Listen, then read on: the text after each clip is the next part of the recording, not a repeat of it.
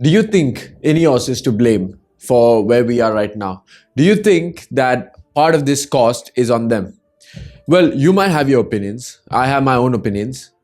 But is there really any better way to understand where we are right now? If this is all justified, if your argument is justified, or if mine is, then the actual facts itself. So I actually compiled a few stats, a few numbers, which relate to the actual financials that are happening with the club, with Man United. Before I tell you guys and show you guys what the numbers are, there's a reason that I say INEOS is not to blame at all. You know, they're trying to protect you, they're trying to tell you things, but we see them as the villain. But in reality, they're actually trying to help us do a lot of things. So no more yap, no more talking about opinions. Let's get into the actual numbers right now. So of course, I had to bring my trusty computer with me, with all the stats, with all the numbers.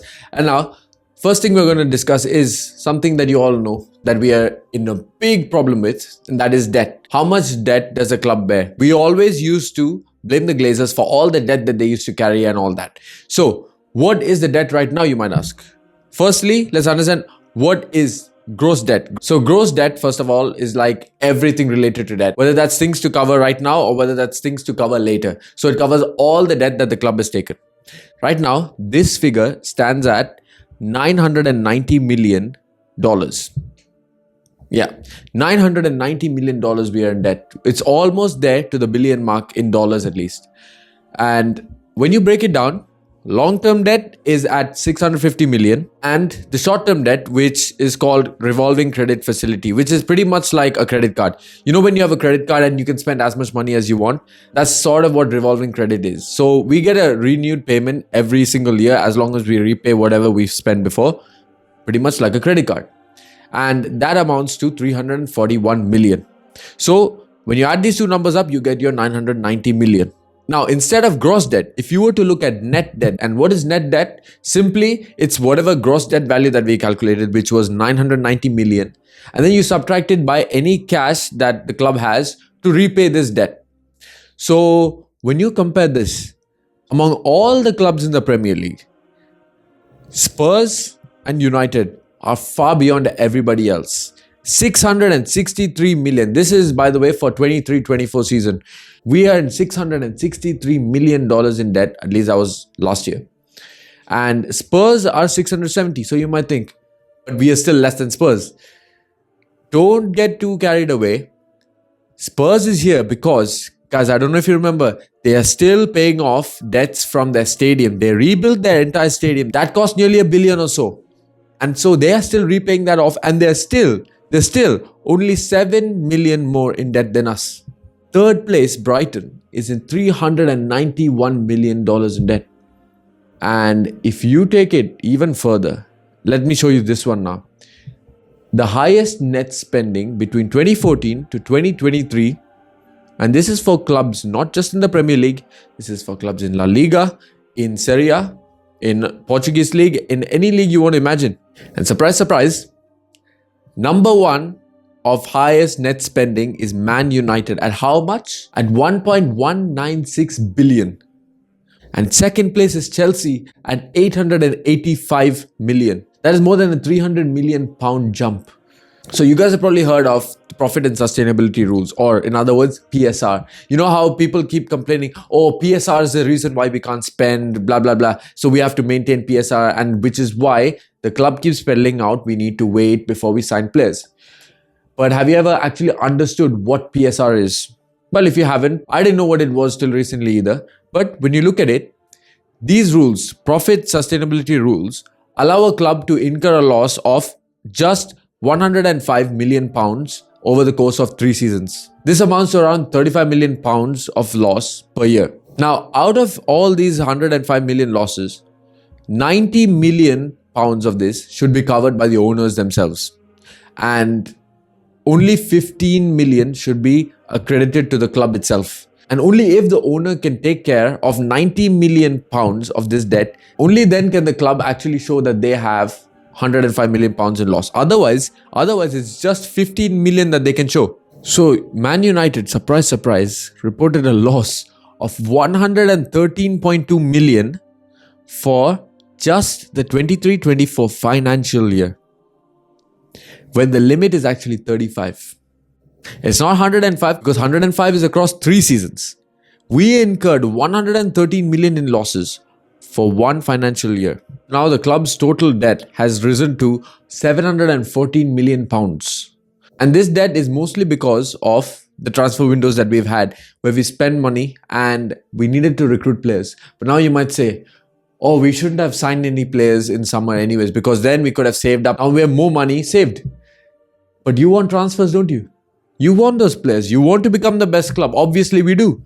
And this is why you cannot just not spend. So for just this summer, we spent around 182 million pounds on just transfers. This doesn't include the wages, obviously. That's a separate entity itself. But if you average it out, it's about 36 million pounds per player. Like you remember when Anthony came in with his wages 10x'd for nothing. And we had that 86 million transfer fee as well. So we didn't do anything like that this summer. We know that for sure. And now even with the transfer fees, we were pretty decent. But we needed to spend, and this is why now the club debt has risen. But of course you would say then it's a negative because there's no gain on it. But when you look at how much cash that the club has collected so that it can finance its debt, now that has risen all the way to 149 million from the previous year. It was just 80.5 million. So basically what this means is there's almost a 70 million increase in the cash that we have to repay debt. So along with this, you remember the revolving credit that I talked to you about, like the credit card? Now, there's been actually a reduction of $200 million on that investment. And that's another thing which has contributed to the debt not increasing crazily. And this is why the numbers are not still astronomical compared to what it was before.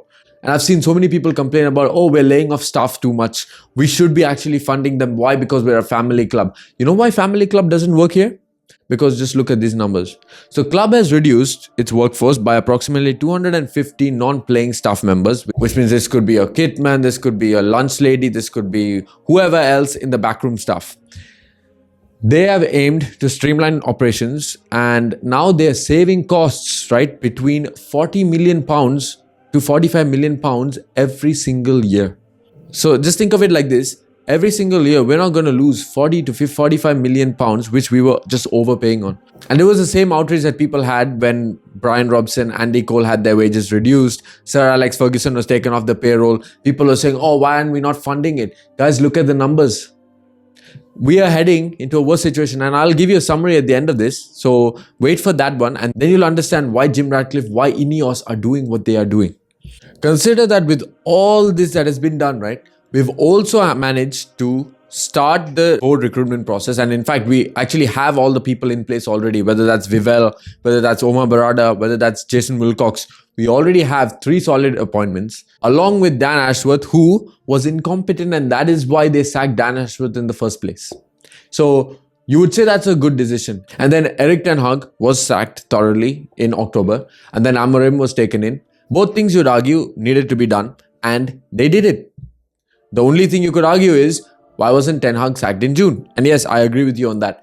But even then, you could argue, maybe by the time they had approached Amorim, he had already decided to stay at Sporting because the Liverpool and West Ham deals fell through. He might have decided, you know what, I'm going to stay now and then in the summer, I'm going to see what's happening. And so, now that I've said all this, let's go into the figures. What has happened before and after Ratcliffe, just so that you get a picture of how bad the situation really is. So, before Jim Ratcliffe, our gross debt was at 514 million pounds and net debt was 429 million pounds. The losses for that year, 22-23, was 92 million. And the cash that we had on hand was 80.8 million pounds. Now, comparing this to what happened after Ratcliffe has come at this moment in time is a gross debt of a 200 million increase, which is 714 million pounds. A net debt of 564.4 million pounds and losses for 23-24, a season where Ratcliffe only came in February 2023, where we did not get our CEOs till this season, was 113.2 million pounds. And the cash equivalence for the same year was 149.6 million pounds. So, just look at these two numbers, you will see how bad the situation has gotten. But you might now argue, well, Robin, this actually goes against your argument entirely. This in fact proves that Ratcliffe made it worse. No, guys. It's not that Ratcliffe made it worse. It's the fact that investments from the past are finally catching up to us now. You pay 89 million in that market for Pogba, probably overpriced. You pay 75 million for Lukaku. You pay 80 million for Maguire. You pay 86 million for Anthony. You pay 60 million for Casemiro. You pay 60 million for Lisandro Martinez. Well, you can keep paying all this, but at some point it's going to catch up to you. Because even in that list that I was talking to you earlier about net spend, Barcelona, who have spent some stupid amount of money, Barcelona who have just rebuilt their entire stadium, they have a net spend of only 568 million. This is despite the Griezmann deal, the Dembele deal, Coutinho deal. So, this actually means that despite all the cost cutting that Ratcliffe has been doing across all his time here, people are saying, why is he cutting costs? Why is he doing this? You know, when I said what Ratcliffe is doing from a business point does make sense, these figures prove why. Because despite the fact that he is reducing costs, our debt is still going up. So what does that mean? That means more cost cutting is probably needed. People are saying, keep Garnacho, 60 million is not enough. First of all, do you expect him, if he's on the bench for the rest of the season, do you expect him to get any more than 60 million pounds? Secondly, if we do not ship off players who can actually give us value, then where the hell do we look? What do you want to sell Ahmad? He's the only thing that's preventing us from getting relegated at the moment. And this is when you cash in on people like Rasmus, you cash in on people like Garnacho, people who are underperforming for what they're supposed to be doing. When you can get value for them, you get it in right now. Because right now we are sinking, guys. If we build that stadium, trust me, we are going to sink to the bottom. So if you think it's bad right now, wait till the stadium comes in. This is not my opinion. This is not your opinion. This is exactly the stats that are out there. You can look for it on yourself on the internet. It's freely available. But guys, this is why when people say, oh, why are the ticket prices going up? Why is it 66 pounds? Do these numbers give you a better idea of why those prices are going up? Because, well, simply put, there's only two factors affecting your profit margins. So this is revenues that you collect and the costs that you incur. So if you want good profits, then either you want to increase your revenue or second thing, you want to reduce your costs. Now, increasing revenue can only happen by things like brand deals, things like broadcasting deals, and also ticket prices. But you know what else gives you some revenue? Finishing in the Champions League spots. Finishing in the Europa League spots, on the other hand, they take money away from you. You don't finish in Europe at all, like we probably are going to this season. Takes even more money out. So now you think, why is Ratcliffe trying to cost cut? Why is he not giving money freely to people? Kind of figures, doesn't it? So the next time, before you think INEOS in, INEOS out, before you say INEOS is the Glazers in disguise, they're trying to sabotage the club, maybe you want to think about the financial aspect as well. Why they're actually trying to cut costs? Is it to make people's life miserable? Is it to make the fans' life miserable? Or the players or the staff's life miserable? Or maybe, just maybe, it's to save the club from actual ruin. So, hope this kind of gave you a new perspective on what the whole INEOS case is, about where we really are at this moment and how difficult it is actually to get out of this situation and why costs are being cut by Ratcliffe. But then when you say things like they're trying to destroy us, well, look at the costs as well. So, hope you guys enjoyed this one and see you all in the next one.